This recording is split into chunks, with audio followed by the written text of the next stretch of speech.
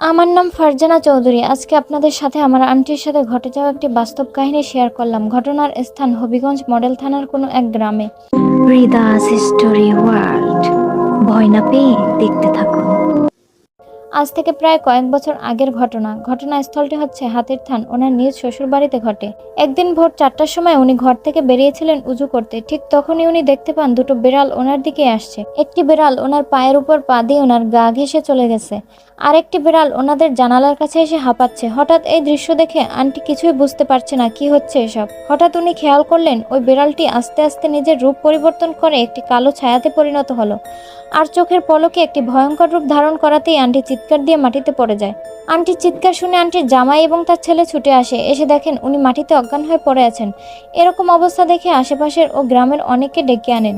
এই ঘটনার পর থেকে মূলত আন্টির সাথে ঘটনা শুরু হয়। এই ঘটনা ঘটার পর সেই জিনটা আন্টির পেছনে লাগে।